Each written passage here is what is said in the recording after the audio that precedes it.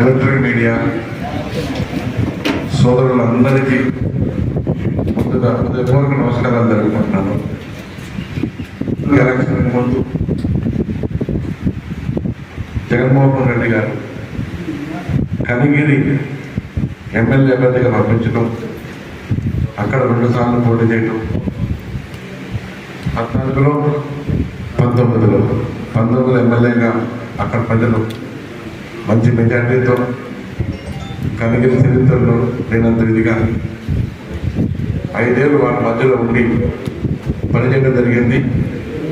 ఆ పనిచేసిన కలయిక దృష్టిలో పెట్టుకొని మంచి వ్యక్తిని గెలిపించాలని చెప్పి 42,000 మెజార్టీతో కనిగిరి ప్రజలు నన్ను గెలిపించారు. ముఖ్యంగా కందుకూరు కాన్స్టిట్యున్సీ బీసీకి ఇవ్వాలని చెప్పి గౌరవ ముఖ్యమంత్రి వైఎస్ జగన్మోహన్ రెడ్డి గారు పార్టీ నాయకులు డిసైడ్ చేయడం జరిగింది. పెద్ద ఆయన మాజీ మంత్రివర్యులు కందుకూరు శాసనసభ్యులు మహేందర్ రెడ్డి గారితో కూడా డిస్కస్ చేయడం జరిగింది. పెద్ద ఆయన ఇక్కడే ఉంచాలి, నేను కనిగిరిలో పోటీ చేయాలని చెప్పి చాలాసార్లు మాట్లాడుకోవడం జరిగింది. పెద్ద ఆయన అయితే మహేందర్ గారు అయితే మనకు ఎమ్మెల్యే గారు, నువ్వు రా సోదరా, నేను ఉన్నాను, అందరూ కూడా పార్టీ లైన్ మీద పనిచేసే వాళ్ళని అధిష్టానం ఆదేశించింది కాబట్టి నేను సపోర్ట్ చేస్తాను, నువ్వు రా అని చెప్పి నన్ను ప్రోత్సహించారు. లేదు పెద్దగా అని చెప్పి కొన్ని రోజులు ఆగడం కూడా జరిగింది.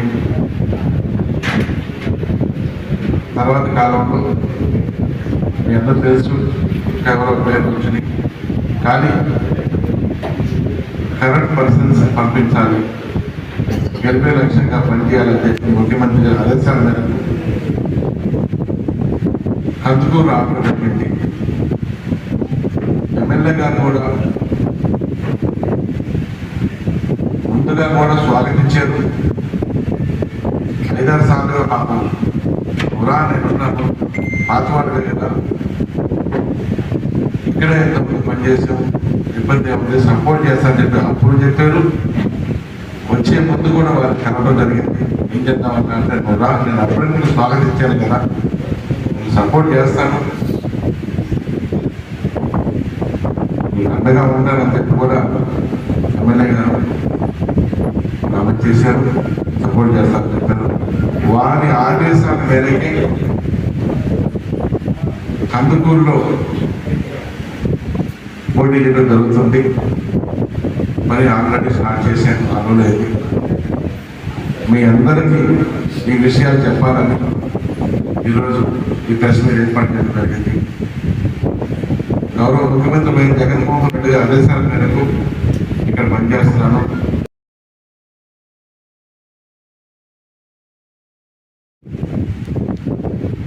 పార్లమెంటు సభ్యుడిని అభ్యర్థిగా సాయిరెడ్డి గారిని కూడా నియమించడం జరిగింది.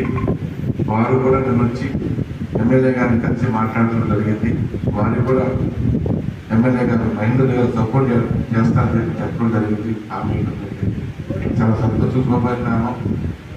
ముఖ్యంగా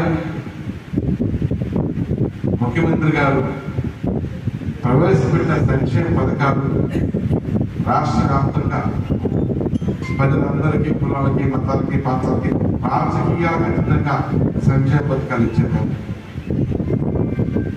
ఆ పథకాలు మీకు చేరి మీ జీవితాల్లో వెలుగులు వచ్చినాయి, మీ జీవితాల మారి మీరు అభివృద్ధి చెందారని నమ్మి మమ్మల్ని దీవించని చెప్పే ముఖ్యమంత్రి భారతదేశంలో భారతదేశంలో జగన్మోహన్ రెడ్డి గారు.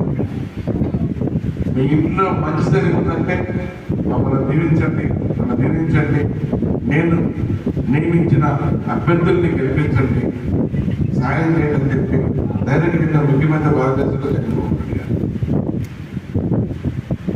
మీ అందరూ కూడా తెలుసు, సంక్షేమ పథకాలు జగన్మోహన్ రెడ్డి గారిని మళ్ళీ ముఖ్యమంత్రి చేస్తుంది. ముఖ్యంగా అంత మంచి కార్యక్రమాలు ఆ విధంగా ఎస్సీ నా బీసీ, నా మైనారిటీ, నా ఎస్టీ అని చెప్పి నా పేదవాళ్ళు, అగ్రకులం, నా పేదవాళ్ళు వాళ్ళందరి పక్షం నిలబడి వాళ్ళందరి కోసం నేను పనిచేస్తానని చెప్పే ముఖ్యమంత్రిని భారతదేశంలో జగన్మోహన్ రెడ్డి గారిని తెలుసుకున్నాను. అట్లాంటి మంచి మనిషి, మనసున్న మరాలు జగన్మోహన్ రెడ్డి గారు పనిచేయడం నేనైతే నా అదృష్టంగా భావిస్తాను. ముఖ్యంగా రాష్ట్ర వ్యాప్తంగా సంక్షేమ పథకాలు, పలు అభివృద్ధి కార్యక్రమాలు అవన్నీ కూడా మమ్మల్ని గెలిపిస్తుంది. ప్రధానంగా కందుకూరు చాలా ఎక్కువ రోజులు కాంగ్రెస్ పార్టీ పరిపాలన ఉంది, తర్వాత వైఎస్ఆర్ కాంగ్రెస్ పార్టీ పరిపాలన. మీ అందరూ కూడా తెలుసు, మహేందర్ రెడ్డి గారు ఎమ్మెల్యే గారు ఈ కాన్స్టిట్యున్సీని అన్ని రకాలుగా అభివృద్ధి చేశారు. బ్రిడ్జీలు కావచ్చు, ఏ గ్రామానికి ఏం కావాలో వారు ఎలా రోడ్డు చెప్పారు, ఇట్లా సాగి ఆ విధంగా అభివృద్ధి చేశారు. ఆ అభివృద్ధిని పరంపరం కొనసాగించాలని చెప్పేది నేను విషయాన్ని వారి సూచనలు తీసుకొని సలహాలు తీసుకొని ముందుకు పోవాలని చెప్పి సుదీర్ఘ అనుభవం. ఆ కుటుంబానికి 3 జనరేషన్లు రాజకీయ అనుభవం ఉంది. 2 తాతల తండ్రి ఆయన. వారి ఐడియాలు తెలుసుకొని కూడా ఈ కాన్సెప్ట్ని అభివృద్ధి చేయాలని చెప్పి కూడా నేను వచ్చే మొత్తం డిసైడ్ చేసుకున్నాను. ముఖ్యంగా ప్రజలందరికీ నేను ఒకటే మనం చేస్తున్నాను, కందుకూరు కాన్స్టిట్యున్సీలో లా అండ్ ఆర్డర్ని ఎక్కడ డిస్టర్బ్ కాకుండా ప్రశాంత జీవితాన్ని గడిపేట్టుగా చూస్తానంటే విధాలుగా వారికి హామీ ఇస్తున్నారు. ఒకటి అభివృద్ధి, మహేందర్ గారు ఏదైతే చేశారో నాకు ఇంకా అభివృద్ధిగా ముఖ్యమంత్రి ఆదేశాల మేరకు వారు ఇచ్చే సంక్షేమ పథకాలు అవన్నీ తీసుకొని ముందుకు తీసుకెళ్తాను. లా అండ్ ఆర్డర్ ఎక్కడ డిస్టర్బ్ కాకుండా టీడీపీ హయాంలో మీకు తెలుసు, నేను చిన్నప్పుడు చూసాను. మా దీవులే ఇక్కడ పుట్టాను, నచ్చరగంలో అమ్మ వాళ్ళ దీవులే. ఇక్కడ సేవ కార్యక్రమం మీకు తెలుసు. టీడీపీ హయాంలో ఏ విధంగా కాన్స్టిట్యున్సీని డిస్టర్బ్ చేశారో, భయభ్రాంతులు గురి చేశారో నాకు తెలుసు, మీకు తెలుసు. ఆ సంఘటనలు మనకి పునరావృతం కాకుండా లా అండ్ ఆర్డర్ని అన్ని విధాలుగా సక్రమంగా నిలబెట్టడానికి నేను ముందున్నాను. ఈ ద్వారాగా ప్రజలు తెలియపరుస్తున్నాను. కలగకుండా, ఎవరి ఆస్తులు డ్యామేజ్ కాకుండా, ఒకరి దగ్గర లాక్కోకుండా ప్రజా జీవనం ప్రశాంతంగా ఉండాలి, లా అండ్ ఆర్డర్ ప్రశాంతంగా ఉండాలని చెప్పి పనిచేస్తాను. నిజంగా ప్రజలు తెలియపరుస్తున్నాను. గడిచిన 5 సంవత్సరాల్లో కంది కాన్స్టిట్యున్సీలో కూడా ఎక్కడ డిస్టర్బ్ లేకుండా ఎవరి పని వాళ్ళు చేసుకొని, ఎవరి వ్యాపారంలో అభివృద్ధి చేసుకొని సంతోషంగా ఉన్నట్టుగా నేను అక్కడ పనిచేసాను, కృషి చేశాను, పనిచేశాను. అది నిదర్శనం. అదే పరంపర మహేందర్ గారి ఆశీస్సులోని ఇక్కడ కొనసాగించాలని తెలియపరుస్తున్నాను. ఇంకో విషయం, తుమ్మాటి మాధవరావు గారు ఎమ్మెల్సీ నా స్నేహితుడు, మేమిద్దరం కలిసి ఎమ్మెల్యేలు కావాలని చెప్పి సమన్వయకర్తలుగా ఇక్కడ పనిచేసాం. వారి సూచనలు, వారి సలహాలు తీసుకొని అభివృద్ధి చేయాలని చెప్పి డిసైడ్ అయ్యాను. మేమందరికీ ఇద్దరు కూడా ఫ్రెండ్స్, అన్ని విధాలు కూడా వాళ్ళు కూడా సహకరిస్తారని కూడా చెప్పడం జరిగింది. పార్టీలు అయితే నేను పనిచేస్తాను. ముఖ్యంగా కందుకూరు కాన్స్టిట్యున్సీలో ఉన్న కేడర్, గ్రామ స్థాయిలో ఉన్న కార్యకర్తలు, మండల స్థాయిలో ఉన్న నాయకులు, ఇంకా సెకండ్ క్యాడర్స్ ఎవరైతే ఉన్నారో అందరికీ అన్ని రకాలుగా సపోర్ట్గా ఉంటాను. వైఎస్ఆర్ కాంగ్రెస్ పార్టీలో ఎవరికి కష్టం వచ్చినా నిలబడి ఇక్కడే ఉండి అండగా నిలబడతాను. ఎందుకంటే ఇక్కడ పనిచేసే అనుభవం ఉంది. నాకు అందరూ సుపరిచితులు. కార్యకర్తలు ఎవరు కూడా ఆధారపడాల్సిన అవసరం లేదు. ఎందుకంటే నేను ఇక్కడి నుంచి కనిగిరి పోయిన తర్వాత ఒకసారి ఓడా, భయపడలేదు, నిలబడ్డా, పోరాటం చేశాను.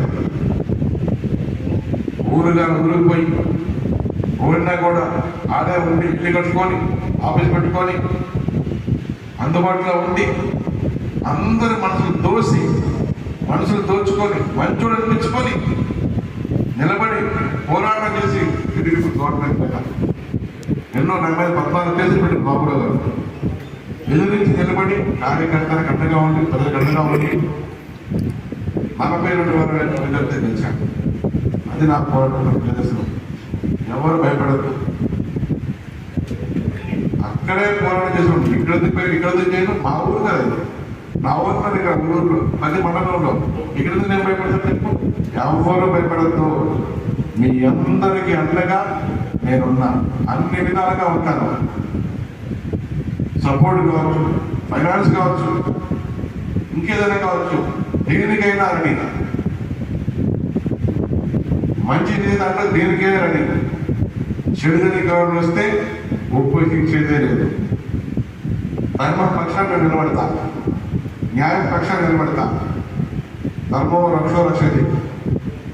ఆ నమ్మకాన్ని, ఆ లైన్ నమ్మిన వాడిని, కష్టపడి పైకొచ్చిన వాడిని, కష్ట విలువ తెలిసిన వాడిని, పేదల పక్షపాతి, ముఖ్యమంత్రి దగ్గర పనిచేసే మంచి మనిషిని అందరూ కూడా